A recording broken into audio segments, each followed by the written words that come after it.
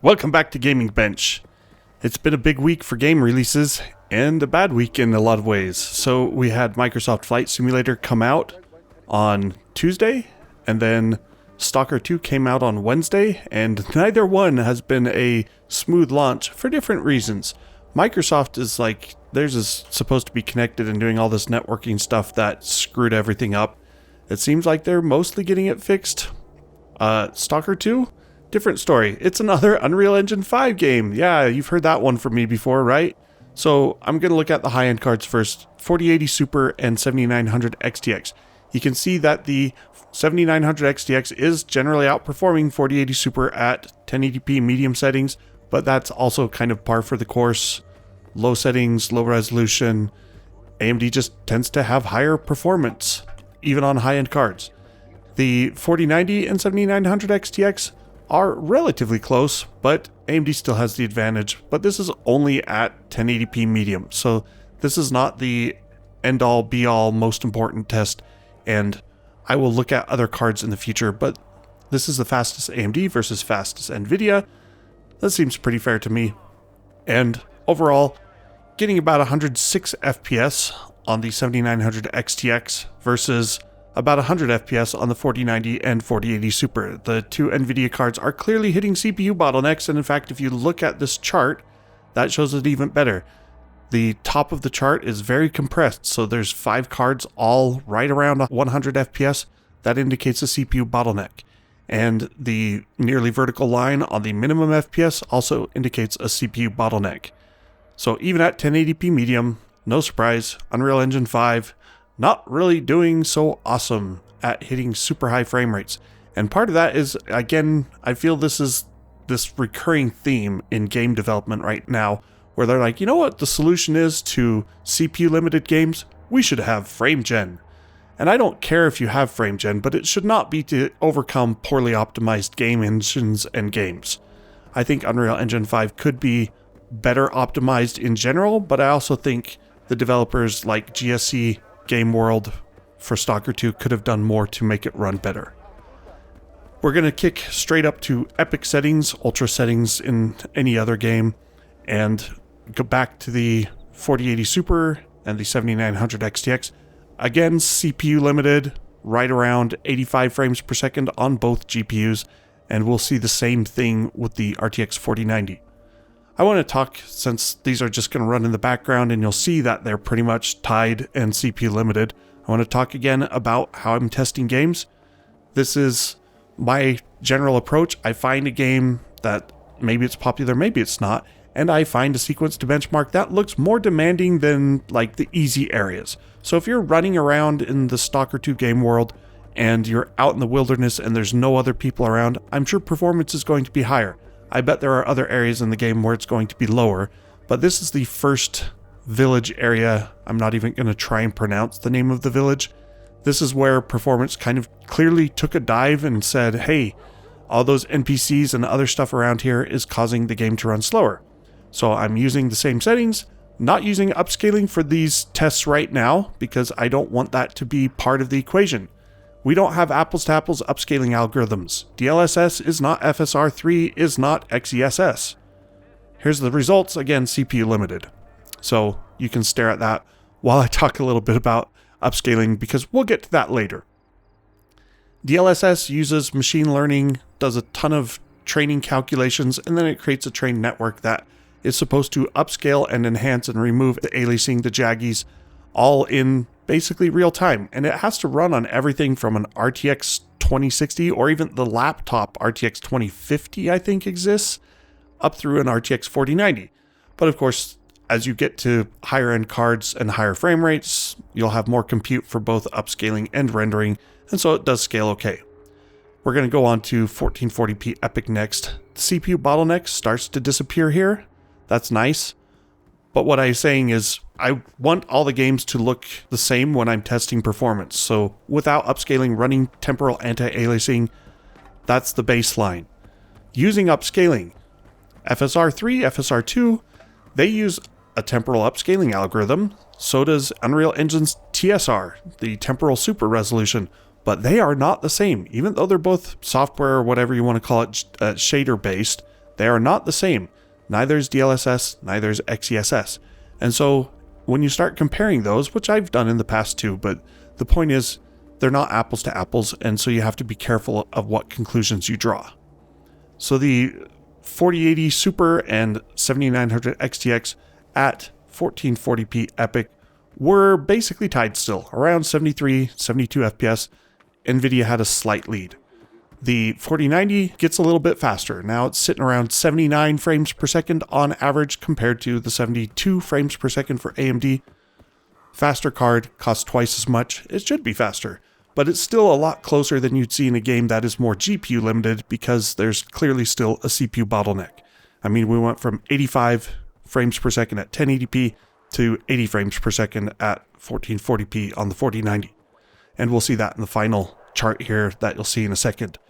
All these GPUs I'm showing, it's not every GPU under the sun, but it's a lot of the modern stuff from AMD and Nvidia. I've highlighted with the black bars the two cards that I'm focused on for this video, and you can see where the other cards stand in relation to those. I will do videos on some of those other pairings, focusing mostly on comparable prices. So the 7900 XT costs like $650.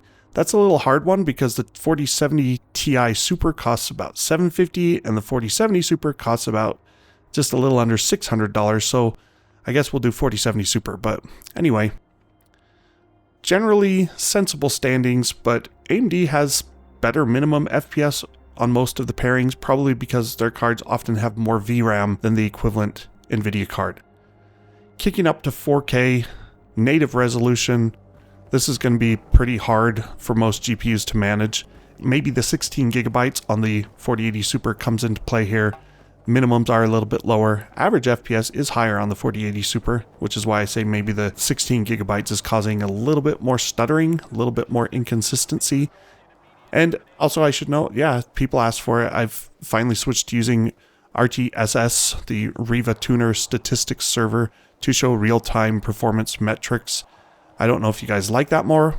I will try to scale the size of that when I switch resolutions, but I screwed up on the 4090. You can see I forgot to change the scaling. So that's the same scale it used at 1080p, which means it's 1/4 the size of the 4K on the 7900 XTX. And a little bit harder to see. Sorry about that. I could try and record it again, but it's time that I don't have, so we'll just deal with it on this video. I'm sure I'll make future mistakes as well. Overall, getting around 57 frames per second on the 4090 compared to 48 on the 4080 Super and 46 on the 7900 XTX. Stalker 2 in general, it's a super demanding game. I'm not sure if that's because it's poorly coded or the shaders just are very demanding or whatever that problem is, but it does not hit super high frame rates when just running at native or with upscaling, because that's the thing about upscaling. We hit 85 frames per second at 1080p epic settings on the 3 fastest GPUs. That means if you turn on upscaling, you will still hit roughly 85 frames per second at 1080p or 1440p probably. It's only when you get up to 4K where upscaling can help out, and that's what we're going to look at next. And then we'll look at frame generation. And frame generation is another can of worms. So upscaling, we have 2 different algorithms, and frame generation, we have 2 different algorithms. One is running on Nvidia hardware, both for the OFA on frame generation and the DLSS upscaling on the tensor cores. And then on AMD, it's all running in shaders. And here's a funny one for you. I guess I'll throw this out here now, is that FSR3 upscaling does work on non-AMD GPUs.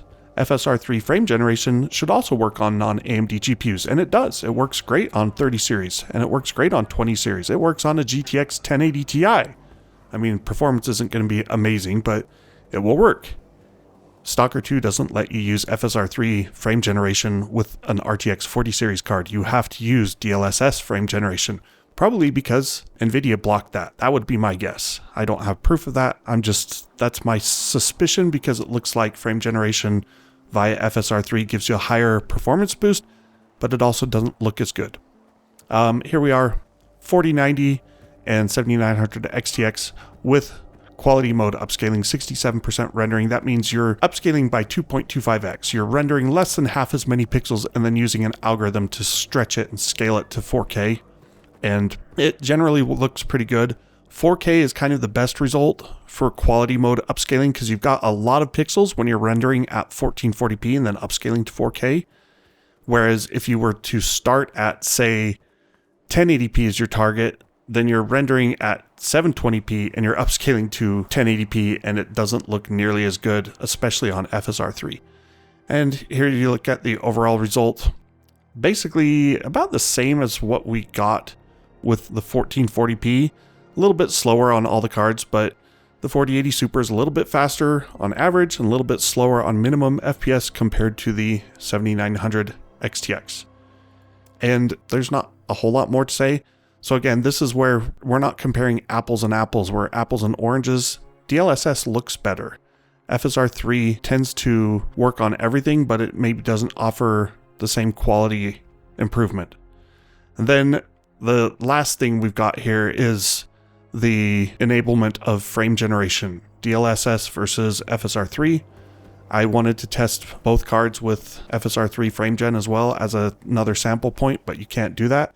And so the net result is we're comparing what is, I don't know that you can see it at 4K on this particular video, but at 1080p it's super obvious. Like I did 1080p frame gen with upscaling and FSR3 looks way worse than DLSS. At 4K, there's enough pixels that you kind of go, yeah, they both look pretty good. The colors are different. That's the video encoding that AMD versus Nvidia. They're changing the colors somehow, a little annoying. And then here's with the 4090 and 7900 XTX. Same thing, differences in colors of the screen just because of video coding settings or however their hardware is doing it. Kind of weird because this is the same time of day. I'm pretty sure, like I reload the save game every time, so. But no, 4090 is clearly at a different time of day in this one, I don't know why. Maybe that was the first card I tested, ha. Anyway, in general, with FrameGen, you are getting above 100 frames per second, even at 4K with epic settings when you're using upscaling and FrameGen. So the game is totally playable, but it's annoying that this is the only way that they allow you to break 100 FPS on super high-end hardware. And the overall standings here, AMD comes out ahead of Nvidia in most of the matchups, but that's because FSR3 upscaling and frame generation are both less complex and less demanding and less quality than DLSS. I'm not apologizing for Nvidia or AMD here, I'm just stating the facts. If you do systematic comparisons and you look at it, you go, yeah, FrameGen looks better on the RTX 40 series when it's running in the OFA, their hardware detection, but it runs faster on FSR3.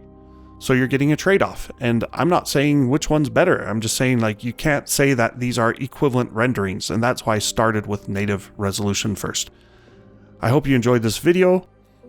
Stalker 2, Heart of Chornobyl is now out and available, and it needs a lot of GPU. It also needs a lot of CPU.